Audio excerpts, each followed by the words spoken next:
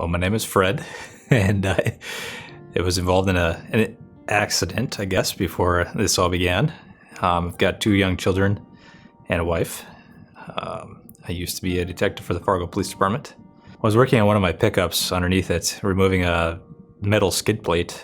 I was removing it and got to the last bolt, and it was bent and it sprung out of the frame. It was under tension, and it hit me in the right temple while I was laying on my floor, so there was nowhere for my head to go. My symptoms started to come on about 3 days later, where I was starting to lose my memory and have difficulty talking, and my left eye was basically pointed at the floor while my right eye was ahead, and I saw double, and my left side of my face went numb. And actually thought I was having a stroke, but thankfully it wasn't that. My wife drove me to the ER, and I found out that I had a concussion, and they just kept me for a few hours, did a CAT scan, said I didn't have a brain bleed, thankfully, and sent me on my way home.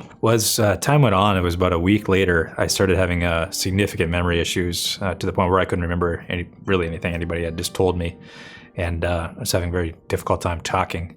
So I went to see my primary physician, and he thought I had post-concussion syndrome and recommended I seek therapy for it, and he recommended progressive therapy. From the time that I started therapy here, I've had some obviously significant gains in the sense that I can hold down a conversation, and my memory is significantly improved. I remember when I first started here, I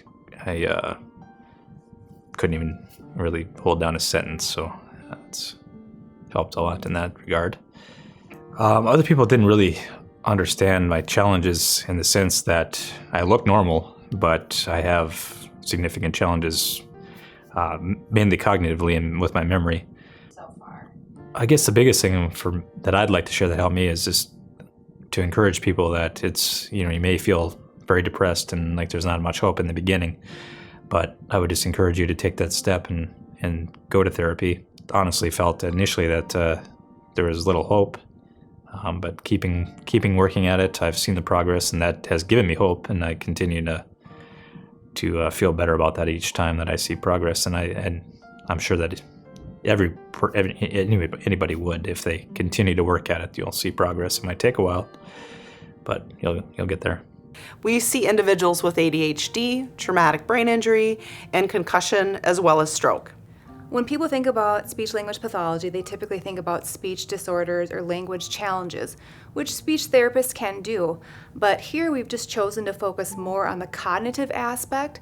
And when I say that, I mean things to do with focus and memory, speed of processing, planning, problem solving, organization, all those daily skills that help you to really function and organize your life. If you're someone who's struggling with attention or memory or planning, for instance, for a variety of reasons, you can self-refer. You can pick up the phone and call us at 701-356-7766. You can find us on our website and submit your information and come for a free consultation, or your primary care doctor can also refer you for treatment here.